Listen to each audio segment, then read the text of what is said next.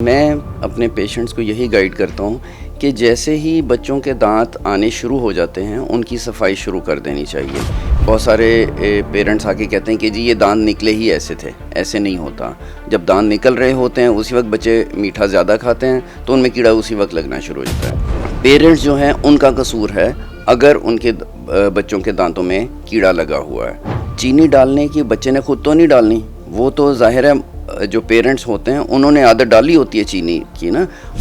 अच्छा, आजकल हम ये देखते हैं कि नौजवानों में बिलखसूस स्मोकिंग, पान, तंबाकू नोशी वगैरह बहुत कॉमन होती जा रही है। इसके क्या असरात होते हैं दांतों? हमारे पास पेशेंट्स आके ये कंप्लेंट करते हैं कि जी शुगर की वजह से हमारे दांत निकल गए।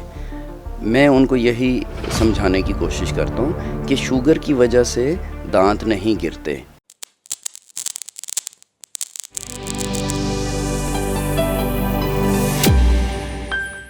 अस्सलाम वालेकुम, मेरा नाम डॉक्टर मूसा है और मैं डेंटिस्ट हूँ। आज हम एक नए टॉपिक के साथ, एक बहुत ही इंपॉर्टेंट टॉपिक के साथ यहाँ पे पॉडकास्ट में आए हैं, और जो कि बहुत ही कॉमन बीमारी छोटे बच्चों से लेके बुज़ुर्गों तक है, वो है दांतों की बीमारी। मेरे साथ इसी टॉपिक पे बात करने के लिए मौजूद हैं डॉक्टर फवाद तारिक, जो कि हिजाज़ हॉस्पिटल में हेड ऑफ़ डेंटल डिपार्टमेंट हैं, और आज हम इनके एक्सपीरियंस के थ्रू कुछ चीज़ें जानना चाहेंगे। अस्सलाम वालेकुम डॉक्टर फवाद। वालेकुम अस्सलाम। अच्छा डॉक्टर फवाद, आप मुझे बताइए कि हमारे माशरे में सबसे कॉमन बीमारियां दांतों के हवाले से वो कौन सी हैं? देखिए, इनमें ये कि हमारे पास हिजाज़ हॉस्पिटल में और अमूमी तौर पे पाकिस्तान में जो सबसे ज़्यादा पाई जाने वाली बीमारियां हैं ना, वो एक तो मसूड़ों की बीमारियां हैं जो गम से रिलेटेड हैं। मसूड़ों से खून आना, मांसखोरा लगना, ये बहुत ज़्यादा है। उसके अलावा दांतों में कीड़ा लगना, ये सबसे ज़्यादा जो कॉमन बीमारियां हैं। अगर हम उसकी वजूहात की तरफ आएँ तो सबसे जो बड़ी वजह है वो ये है कि दांतों की सफाई सही तरह ना होना, ये सबसे बड़ा प्रॉब्लम है। मसूड़ों की बीमारियों की भी वही वजह होती है और दांतों में कीड़ा जो लगता है वो भी उसी वजह से लगता है जो सबसे कॉमन होती है। जरासीम का अमल दखल होता है, डेफिनेटली होता है, लेकिन उसकी जो वजह होती है वो यही होती है कि हम सफाई सही तरह नहीं करते। अव्वल तो बहुत सारे लोग करते ही नहीं हैं, और उसमें एक बहुत इम्पॉर्टेंट चीज़ जो है वो ये है कि रात को सोते हुए ब्रश करने की आदत नहीं है। दिन में हम बातचीत भी कर रहे हैं, हमारी जो भी डिफरेंट एक्टिविटीज़ होती हैं उसमें हमारे होंठों की मूवमेंट से, हमारी ज़बान की मूवमेंट से कुछ ना कुछ सेल्फ़ क्लींजिंग होती है। लेकिन रात को हम जो भी खाना वाना खाते हैं और उस खाने की वजह से वो जो दांतों पे चिपका हुआ रह जाता है, वो अगर साफ़ ना करें तो वो बीमारी की वजह बनता है। अच्छा, अगर हम सफाई 24 घंटे तक ना करें दांतों की तो उसके क्या बुरे असरात हैं? देखिए, अगर सफाई ना हो तो यही प्लाक जो है ये हार्ड हो जाती है, कैल्सीफाई हो जाती है, और अगर ये कैल्सीफाई हो जाती है फिर वो आप दोबारा ब्रशिंग भी करें, जो मर्ज़ी कर लें, वो हार्ड मैल जो जमी हुई होती है वो साफ़ नहीं होती जब तक कि हम स्केलिंग ना करें। तो वो फिर एक एडवांस स्टेज पे चली जाती है, और जिसकी वजह से मसूड़ों की बीमारियां जो हैं वो और ज़्यादा बढ़ती है, और उसको भी अगर ट्रीट ना करें तो वो फिर आगे हड्डी की प्रॉब्लम की तरफ जा सकती है। अच्छा, दांतों की सफाई से, स्केलिंग से बहुत सारी मिसकंसेप्शंस हैं कि दांत हिलना शुरू हो जाते हैं, दांत कमज़ोर हो जाते हैं, उसके बारे में आपका क्या कहना है? देखिए जी, मैं इसकी मिसाल ऐसे देता हूँ कि नहाने से कोई इंसान कमज़ोर नहीं होता। स्केलिंग में बहुत लोगों का एक मिसकंसेप्शन है कि उससे शायद हम दांतों को रगड़ते हैं। ऐसा नहीं होता। हमने सिर्फ जो दांतों पे मैल जमी हुई होती है उसको साफ़ करना होता है, और वो एक बड़ा सेफ़ प्रोसीजर होता है। वो पुराने वक्तों में होता था कि जब खुरच खुरच के साफ़ किया जाता था तो फिर दांत के डैमेज होने का ख़तरा होता था। लेकिन अब जो अल्ट्रासोनिक स्केलर्स के ज़रिए स्केलिंग की जाती है उसमें हमारे दांतों पे स्क्रैच भी नहीं डलता, और सिर्फ मैल जो होती है वो साफ़ होती है, और दांत इससे बिल्कुल नहीं हिलते।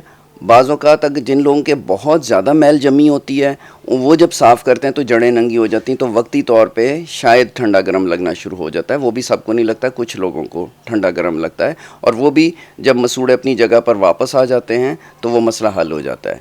लेकिन अगर ये सफाई या स्केलिंग ना करवाई जाए तो फिर जो मांस हो रहा है वो बढ़ता रहता है और दांत कमज़ोर होना शुरू हो जाते हैं, मसूड़े जगह छोड़ देते हैं, हड्डी भी जगह छोड़ना शुरू हो जाती है, और फिर ये दांत जो हैं वो हिलना शुरू हो जाते हैं और अल्टीमेटली फिर वो दांत ज़ाया हो जाते हैं, वो निकल जाते हैं। अच्छा, अब मैं आपसे पूछना चाहूँगा कि बच्चों में ख़ास तौर पर कीड़ा लगने की क्या वजूहत हो सकती हैं? देखिए जी, कीड़ा लगने की वजूहात सॉफ्ट, स्वीट और स्टिकी डाइट जो होती हैं, नरम, मीठी और चिपकने वाली ग़िज़ा, वो अगर दांतों पे चिपकी रहें तो वहाँ पे कीड़ा लगना शुरू हो जाता है। और ज़्यादा देर तक वो वहाँ पे लगी रहती हैं तो जरासीम वहाँ हमला करते हैं और कीड़ा लगता है। और अमूमी तौर पे होता ऐसे है कि हमें पेरेंट्स आके कहते हैं कि जी ये ऊपर से सुराख छोटा सा नज़र आ रहा होता है, लेकिन जब हम फिलिंग करने लगते हैं उसकी तो वो बहुत बड़ी कैविटी होती है। तो होता यही है कि ऊपर से जो सुराख होता है वो बहुत छोटा सा होता है, लेकिन जैसी वो कैविटी डीप होती है तो वो सुराख बड़ा होना शुरू हो जाता है। और पेरेंट्स इग्नोर करते हैं या बच्चे नहीं बता पाते उसको। तो नॉर्मली जब पेन होती है तो पेशेंट्स हमारे पास तभी आते हैं, और पेन दांतों की बीमारियों में एक लेट सिम्टम होता है। तो इसीलिए हम लोग रिकमेंड करते हैं कि हर 6 माह बाद डेंटिस्ट के पास विज़िट ज़रूर होना चाहिए, ताकि बहुत सारी चीज़ें जो आपको घर पे बैठे नहीं पता लग रही होती वो डायग्नोज हो जाती हैं। अच्छा, अब आप मुझे ये बताइए कि हमारे यहाँ जो लोग आते हैं उनको ये नहीं पता होता कि ब्रश किस उम्र से शुरू कर देने चाहिए, तो उसके बारे में आपका क्या ख्याल?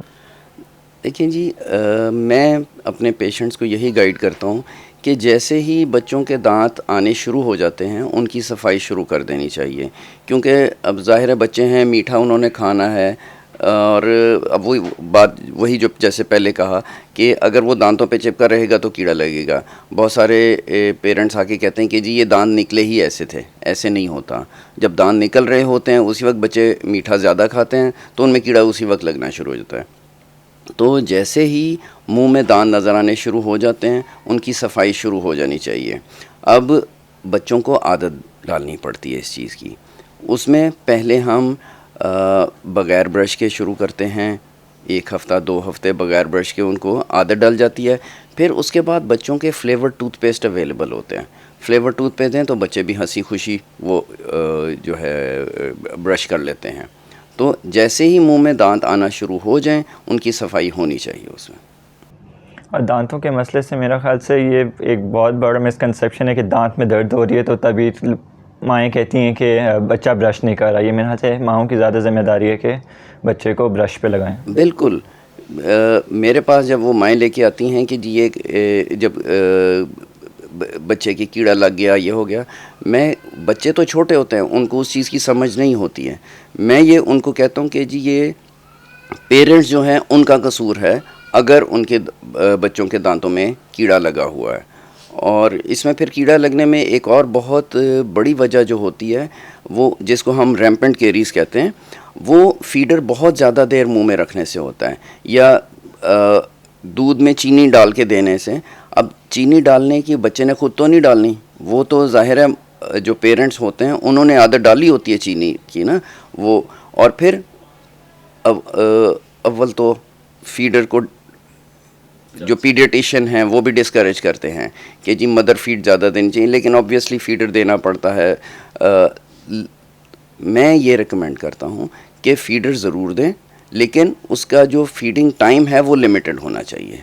थोड़ी देर के लिए लें, ये नहीं होता कि जी बच्चा फीडर लेके पूरे घर में घूम फिर रहा है या सारी रात जो है वो मुंह में रखा हुआ है। अलग से बच्चा फीडर लेके सो भी जाता है। बिल्कुल सो भी जाते हैं। उसकी वजह से जो फीडर का निपल दांतों के साथ इन कांटेक्ट रहता है उससे कीड़ा लगता है, और उससे फिर वो हमारे पास तो जो बच्चे आते हैं उनके सारे दांत जो हैं वो ख़त्म हो गए होते हैं इसी रैम्पेंट केरीज़ की वजह से। बच्चों के हवाले से एक और बड़ी जो कॉमन आदत होती है ना, वो होती है थंब या फिंगर सकिंग की, कि बच्चों को अंगूठा चूसने की आदत होती है। उसको बहुत अशद ज़रूरत है कि उसको डिस्करेज किया जाए, बहुत अर्ली एज में डिस्करेज किया जाए, क्योंकि उससे ये होता है कि जो दांत होते हैं वो एक तो वैसे ही अनहाइजीनिक होता है वो, क्योंकि बच्चे हर जगह हाथ लगा रहे होते हैं, वही हाथ जब मुंह में लगाते हैं तो उससे पेट की बीमारियां और दीगर बीमारियां हो सकती, जरासीम मुंह के अंदर जाते हैं। दूसरी बात ये होती है कि मुसलसल अंगूठा चूसने से उनका तालू ऊंचा हो जाता है, जो सामने वाले दांत हैं वो बाहर आ जाते हैं और जो पीछे वाले दांत हैं वो कंस्ट्रिक्ट कर जाते हैं।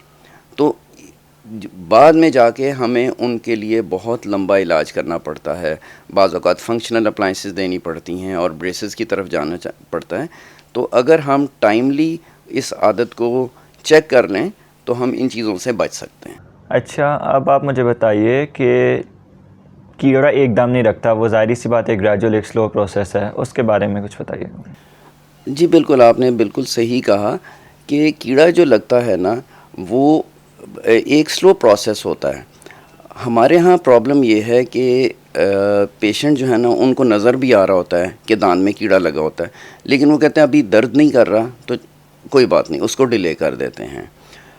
फिर थोड़ा बहुत दर्द होना शुरू होगा, ठंडा गर्म लगना शुरू होगा, तो वो मेडिकल स्टोर पे जाएंगे, जाके दवाई खा लेंगे। उससे ज़्यादा दर्द शुरू होगा, फिर एंटीबायोटिक खुद से खा लेंगे। नॉर्मली हमारे पास जो पेशेंट जब आते हैं तो वो जब शदीद दर्द में या जब स्वेलिंग हो जाती तब आते हैं। मैं उनको यही कहता हूँ कि आपको जब प्रॉब्लम नज़र आए, जितनी जल्दी तशख़ीस होगी उतना जल्दी इलाज हो जाएगा, उतना मुख्तसर इलाज होगा। इनिशियल स्टेज पे आएंगे, हम फिलिंग कर देंगे, मसला वहीं हल हो जाएगा। पेन दांतों की बीमारियों में एक बहुत लेट सिम्टम होता है। जिन दांतों में कीड़ा लग जाता है उनका क्या इलाज हो सकता है, कौन कौन से इलाज मुमकिन है? फिर वो ये कि दांतों की 3 लेयर्स हैं। बाहर वाली लेयर जो है वो एनामल है, वहाँ तक कीड़ा लगा हुआ होगा तो हम फिलिंग कर देंगे। दरमियान में एक सेंसिटिव लेयर आ जाती है जिसको डेंटीन बोलते हैं। डेंटीन तक चला जाए तो वो ठंडा गर्म लगना शुरू हो जाता है, तो फिर हम एक इंसुलेशन की लेयर दे के फिर भी हम फिलिंग कर सकते हैं। लेकिन अगर दांत की नर्व तक वो कीड़ा चला जाता है तो फिर हमें रूट कैनाल ट्रीटमेंट करना पड़ता है। अच्छा, आजकल हम ये देखते हैं कि नौजवानों में बिलखसूस स्मोकिंग, पान, तंबाकू नोशी वगैरह बहुत कॉमन होती जा रही है। इसके क्या असरात होते हैं दांतों पर? देखिए जी, इसके जो सबसे ज़्यादा असरात हैं ना, वो एक तो ये जो मांसखोरा जिसको आम ज़बान में कहते हैं, उसको प्रमोट करता है।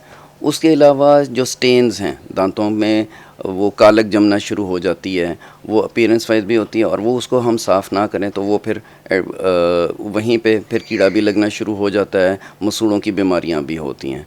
तो इसको हम कोशिश यही करते हैं कि पेशेंट को समझाएं, इनके जो बुरे असरात हैं उसके बारे में उनको की रहनुमाई करें। लेकिन अगर वो उसमें हमारे कहने पे नहीं आते तो हम कहते हैं कम से कम उसको लिमिट ज़रूर करें और वक्तन फ़वक्तन आके उसकी दांतों की सफाई ज़रूर करवा लिया करें। अच्छा, आजकल ये बहुत सवाल होता है, बहुत दुश्वारी होती है वालिदैन को कि हम ब्रश कौन सा यूज़ करें, तो कुछ बताइएगा ब्रश कौन सा यूज़ करें और किस टाइम पे करें? अच्छा जी, ब्रश से रिलेटेड जो है ना, वो सबसे पहले तो एक नॉर्मल आम लोगों को मीडियम ब्रश यूज़ करना चाहिए। मीडियम ब्रश यूज़ करें, और उससे भी ज़्यादा ज़रूरी होता है कि जो हमारे बाजू का ज़ोर है ना, उसको ज़्यादा नहीं लगाना। जेंटल ब्रशिंग, आराम आराम से दांतों को साफ़ करना चाहिए, और ऊपर वाले दांतों को हल्का हल्का रब करके, और उसके बाद मसूड़ों से दूर, यानी ऊपर वाले दांतों को नीचे और नीचे वाले दांतों को फिर ऊपर को साफ़ करना चाहिए। रबिंग करने से जो हमारे बाहर का एनामल होता है वो घिस जाता है, और उससे फिर सेंसिटिविटी, मसूड़ों का जगह छोड़ना, गम रिसेशन जिसको बोलते हैं, वो हो जाती हैं। तो इसलिए, और बहुत सारे लोगों का मिसकंसेप्शन होता है कि शायद हम ज़्यादा ज़ोर से साफ़ करेंगे तो दांत ज़्यादा सफ़ेद होंगे। ऐसा नहीं होता। दांतों की जो सफ़ेदी है वो बाहर वाली लेयर की वजह से होती है। अगर ज़्यादा ज़ोर से साफ़ करेंगे तो बाहर वाली लेयर एनामल जो होती है वो घिस जाती है और दांत ज़्यादा डार्क कलर में हो जाते हैं। अच्छा, सॉफ्ट ब्रश जो होते हैं वो हम लिमिटेड टाइम के लिए रिकमेंड करते हैं। जिन लोगों को मसूड़ों की बीमारियाँ होती हैं वो उस टाइम के लिए वो यूज़ करते हैं, और फिर बाद में वापस अपने नॉर्मल ब्रश की तरफ आ जाते हैं। और इसी तरह जो हार्ड ब्रश है, वो जो स्मोकर्स होते हैं, जिनमें जैसा कि पहले हमने डिस्कस किया, जो स्टेन्स वगैरह जिनके होते हैं, उनको फिर हम हार्ड ब्रश रिकमेंड करते हैं। ब्रशिंग के अलावा माउथ वॉश भी यूज़ करना पड़ता है बाज़ दफ़ा, तो वो कितनी देर तक कर सकते हैं? एट अ स्ट्रेच करना होता है कि वक्फे वक्फे? देखिए, ब्रशिंग जो है वो एक बेसिक चीज़ है, वो तो आपने करनी है, और हम रिकमेंड करते हैं कि रात को सोते हुए ब्रश करें, बेड टाइम ब्रशिंग। और सुबह अगर आप बेड टाइम ब्रशिंग रेगुलरली कर रहे हैं, रात को सोते हुए कर रहे हैं, तो सुबह फिर नाश्ते के बाद करें। माउथ वॉश जो है वो उसका एडेड एडवांटेज होता है।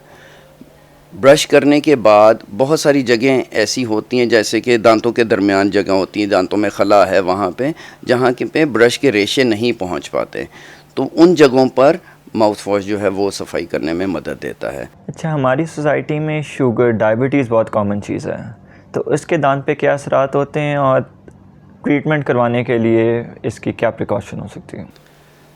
देखें जी, शुगर वाले पेशेंट्स को नॉर्मल लोगों से ज़्यादा एहतियात करनी पड़ती है। हमारे पास पेशेंट्स आके ये कंप्लेंट करते हैं कि जी शुगर की वजह से हमारे दांत निकल गए। मैं उनको यही समझाने की कोशिश करता हूँ कि शुगर की वजह से दांत नहीं गिरते।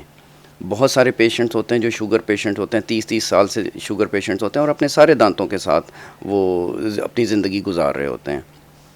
शुगर में होता ये है कि बॉडी की रेजिस्टेंस जो है वो लो हो जाती है, तो उनको नॉर्मल लोगों से ज़्यादा ख्याल करनी चाहिए, ज़्यादा केयर करनी चाहिए। और अगर वो ज़्यादा ख्याल करें तो वो दांतों की बीमारियों से बच सकते हैं। हाँ, इतना ज़रूर है कि शुगर पेशेंट्स में जो बीमारी के असरात हैं वो बाकी लोगों से ज़्यादा होते हैं, तो वो अगर ख्याल रखेंगे तो दांतों की सफाई सही तरह करेंगे तो उससे वो बच सकते हैं। अब बात करते हैं जो प्रोसीजर्स होते हैं। ऐसे कोई भी प्रोसीजर जिसमें ज़ख़म होने का अंदेशा हो, जैसे कि हमने दांत निकालना है या मुंह के अंदर कोई सर्जरी करनी है, उसके लिए शुगर कंट्रोल होना बहुत ज़रूरी है। अगर शुगर कंट्रोल नहीं होती है, शुगर ज़्यादा होती है, तो फिर हम उनकी सर्जरी या इवन दांत निकालना है, चाहे छोटी सी एक्सट्रैक्शन हो, वो हम नहीं करते, क्योंकि उसमें फिर ज़ख़म ख़राब होने का, इन्फेक्शन फैलने का अंदेशा होता है। तो इसमें एक बात और मैं ऐड करना चाहूँगा कि शुगर अगर आपकी कंट्रोल्ड है तो फिर वो कोई बीमारी है ही नहीं, उसको हम बीमारी कंसिडर नहीं करते। लेकिन वो अनकंट्रोल्ड है तो हम ऐसा ट्रीटमेंट करने से माजरत कर लेते हैं। बहुत शुक्रिया डॉक्टर फवाद, आपने हमें इतनी इन्फॉर्मेशन दी और हमारे नाज़रीन को। नाज़रीन, उम्मीद करते हैं आपको ये पॉडकास्ट बहुत हेल्पफुल होगा। मुझे दीजिए इजाज़त। अल्लाह हाफ़िज़।